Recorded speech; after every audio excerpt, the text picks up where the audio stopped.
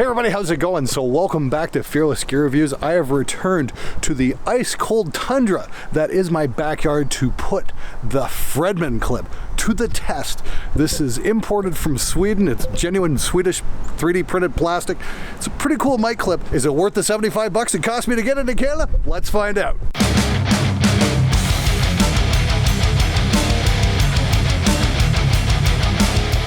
Okay, so I've been pretty much obsessed with the tones coming out of Studio Fredman for quite a number of years, and I've driven myself just up the fucking wall trying to replicate some of those tones. Most of the time with not very much luck, let's just put it that way. Half of you guys are going, yeah, that's because you suck, Glenn! And you might be right, but then again, maybe I just didn't have enough information. Got the wonderful Fredman clip, and the whole idea here is you put one mic on axis straight on the speaker, and the other mic off axis, and you blend the two. So you got these two lined up like so. This goes on your mic stand, and this goes on straight, and this is your off axis mic, this is your bright mic, this is your dark mic. You combine them, and what happens is you get an interesting phase cancellation that takes away a lot of the nasty frequencies that make guitar sounds really harsh, and what's left over is a tone that's extremely pleasing to the ear, especially for super heavy tones like you would hear on In Flames or At the Gates or other legendary records that came out of Studio Fredman. Anyway, so let's throw this up at the cab and I'll show you guys exactly what I'm talking about. And here it is. We've got straight mic, dead center, and then the off-axis mic is at the 55-degree angle, not 45 degrees. So that's pretty freaking cool. The great thing about angle cabs is you can just see where the heck you are on the speaker cabinet pretty easily. Now these things have got a really distinct sound, but for the longest time I'm kind of like, okay, I got the amp, I got the cabinet, I got the mics. Why the hell am I not getting the sound? What am I missing here? And it's really something that I've been obsessed about for, I don't know, I guess about 15 years. I first heard about this tone back in 2005 when had some clients come in like, can you make our guitar sound like that? And I'm like, I fucking wish I could. And it's just been an extremely long journey trying to figure out what works and what not. And you know, the internet is a wonderful place to find information. There's a gigantic thread about it on the Andy Sneap forum. It's been pinned. It's got over 150,000 views or something like that. It's pretty insane. And a bunch of us helped each other out and tried to figure out how to get this sound. Interestingly enough, though, I think we missed one critical point. Okay, so we moved in the control room. I've hooked up my 5150. I've got my cheap Behringer board. And you know, this gets me into the ballpark sort of, but it's not quite there. I could never quite get the same top end grind that I'm hearing on the records, and it's driven me absolutely bonkers for the last 15 years. And I'll show you where I'm at right now. Like, it's gotten close, but it's still not quite there to that wonderful top end I keep hearing, and it's like, okay, I gotta be doing something wrong. So here's the thing, here's the tone. Okay, so here's the deal. We're using the two mics. We're using an on-axis mic and an off-axis mic. I got my crappy little Behringer board. Thank you so much to Ulrich Wild for that little tip. If you guys wonder what that's all about, please check out my video, The Greatest Guitar Recording Trick I Ever Learned. Turns out this is a favorite thing from Ulrich Wild, and it's all based off a thing Dimebag Darrell came up with a little 4-channel Mackie board that didn't cost very much at all. Anyway, so we've got our bright mic, and we've got our dark mic. And as Fredrik was so kind to point out that the big missing thing was that it has to be a 55-degree angle, not a 45. That's why he came up with his own version of the clip. Mind you, that clip wound up costing me about $75 Canadian, so about 25 cents American. Seriously, the shipping on that was outrageous. It was like 20 bucks or something like that. Not necessarily Fredman Digital's fault. It's just that's the way the postal service works, so that kind of sucks. More on that near the end of the episode. Anyway, so the big factor to keep in mind is that you need to keep the mics about even. Right about the same gain up here, same gain on the output faders. And we're just going to one, even though I've got this pan centered, I've only got one of the outputs plugged in on the board. A lot of people ask that, like, do I need to plug in two outputs? Nah, it's fine, it's good enough. You can pan everything over to one side if you want, but it's not really gonna make that big a deal. But you combine the tones and you get kind of got that grind, but not quite, doesn't quite have that wonderful gnashing that I'm hearing on the In Flames record that I'm in love with so much. So after, going through all this, I'm like, okay, I got the right clip, I got the right mics, I got, them combined on a board. What the fuck am I doing wrong? Why isn't this working? So finally, I just broke down and messaged Fredrik directly. And, I've always been kind of nervous about doing that sort of thing. Last thing I wanted to do is just, hey, fuck off, asshole. But no, he's been incredibly gracious with sharing some information on the whole mystery and helping me get to the bottom of this. So it turns out it's not just an Engel cab that's being recorded, but it's an Engel cab and a Laney cab. He didn't specify which one, but I've got just an absolute beast of a Laney cab sitting at the LA studio. It's the Tony Iommi model, and it's just absolutely ferocious. And we even managed to get a spider valve to sound pretty damn amazing through it.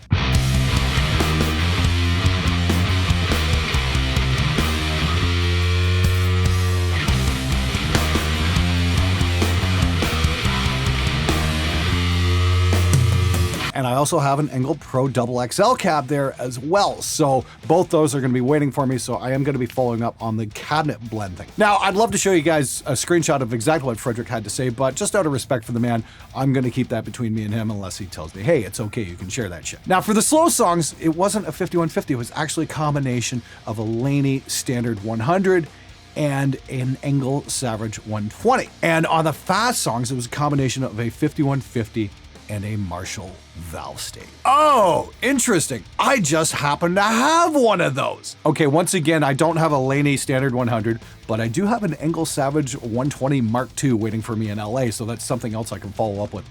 But I do happen to have a valve state and a Mark 150 150. Let's check this out. Many thanks to my friend Felicity for playing drums on this one.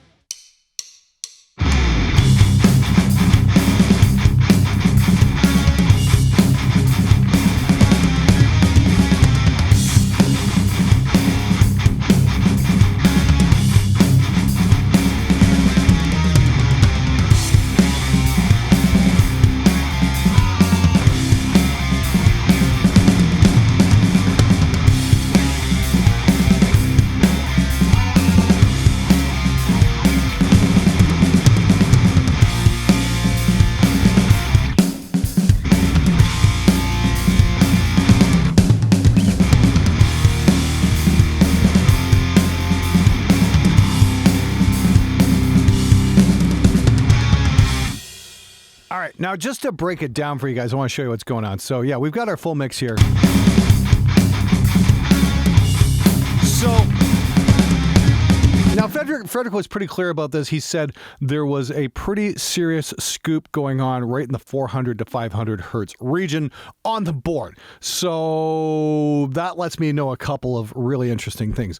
One is when you combine those mics together, you're smoothing out the top end, you're making the mic a little bit darker, but you're also really boosting the mid-range on them. And, I get it. The whole post-2005 thing in metal has been mids, and more mids, making that mids. But I think the Clayman record came out a little bit before that, so maybe the scoop sound definitely has something to be doing with the whole thing going on there. So we're increasing the mids and then we're taking them out in post. So what I've actually done is I've taken them right around 450 hertz out on my Ward Beck EQs. I've got a couple of these amazing M460A channel strips that Ward Beck was kind enough to send to me.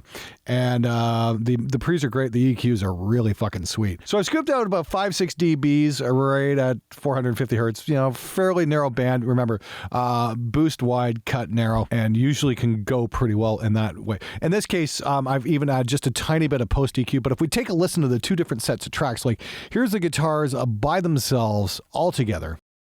You can see all the punch-ins I did there because I can't play for shit. Yeah, see all the punches I've done there, but still fucking, oh yeah, it sounds so much better if I timelined everything. Ugh. So once again, we're combining a dark sound with a bright sound, though. In this case, here's the 5150 by itself.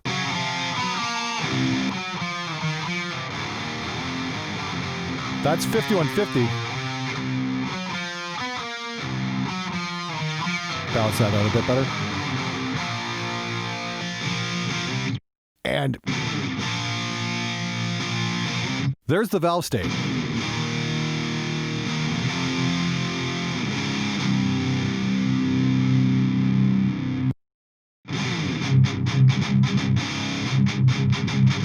Now, the Valve State definitely is kind of its own beast, and it gets a lot of hate, but honestly, I think it's one of the most underrated amps ever, honestly. It's been on a number of my favorite records. I mean, like, you listen to Prong Cleansing. That was a Valve State, and that guitar sound on that record was just absolutely monstrous.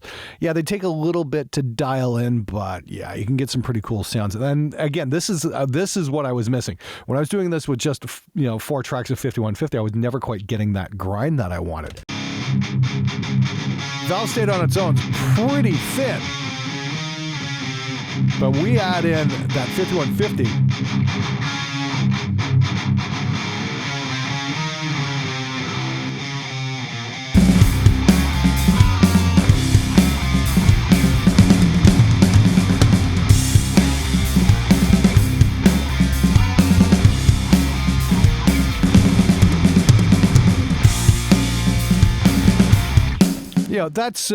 That's pretty full sounding, and it's got that top end grind that I've been looking for all this time.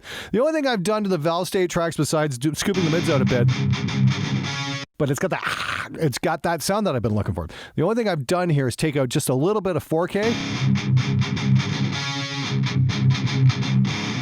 about 4100 hertz, just to take out maybe a little bit more brittleness. Yeah, if we take that out a little more, widen that up.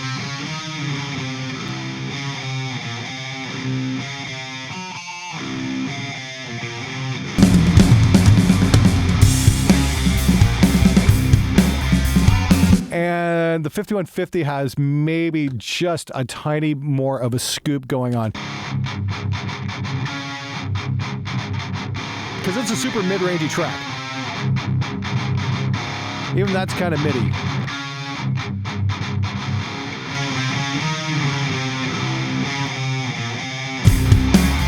And we just bring up the overall rhythm level.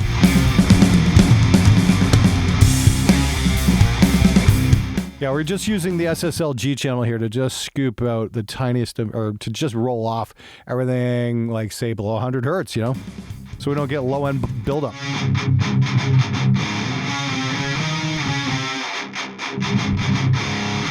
We want to hear the guitars where it counts, but we don't want any of the low crud behind it. We'll leave some room for the bass guitar.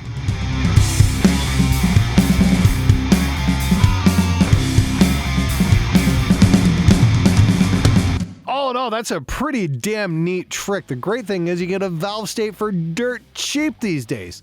So, yeah, if you're kind of an aficionado for this kind of sound, I definitely recommend checking out a Valve State. Super cool, especially when paired up with a 5150. I can't wait to get down to LA to plug in my Engel cab and my Laney cab, and we'll try out the Savage 120 and mix it with a 5150 and see what we get. Maybe I can find a Laney Standard 100 in the meantime. I think that'd be pretty super cool as well. All right, so the verdict. It's 29 euros for this clip. Yes, you can set your mics up at a 55-degree angle. All by yourself. You're going to need 2 mic stands and a lot of patience to get these fuckers lined up correctly. So my point is, if you're as obsessive about guitar tone as I am and you want to just take a lot of bullshit out of the whole process and get results a whole lot faster, yeah, get one of these. These are 29 euros, and for me, it was 20 bucks to get this shipped to Canada. That was kind of painful. Once again, that's not Fredman Digital's fault. That's just the Postal Service, reaming everybody. And enjoy it, fuckers. But so this cost me about $75 Canadian. Honestly, though, I think it was worth it in the long run. This is just going to make life a whole lot easier. It's getting me the sounds I was after. Honestly, I think this was worth it in the long run because it's getting me the tones I want. It's getting me very cool tones, so that's really awesome. I just want to give a massive thanks to Mr. Fredrik Nordstrom for not only making some amazing records and being just a gigantic inspiration to so many of us out there and just getting awesome fucking tones, just for being really cool and sharing his knowledge with all of us. I think that's absolutely amazing. As a guy who's been working in his garage for the last 20 years, believe me, I'm incredibly appreciative of that. Anyway, yeah, go check out fredmandigital.com. The black one here is sold out, but I think they've got some red ones still available, so I'll put a link in the description below. Once again, this Fearless Gear review has been completely not sponsored by anybody. I just went and bought this to see what the big deal was, and yeah, it turns out this thing is a bit of a winner. So yeah, if you want awesome Swedish death metal sounds and you want to mic up your own cab, get one of these. Seriously fucking cool. All right, thanks so much for watching. Now get out there and make some metal, motherfuckers!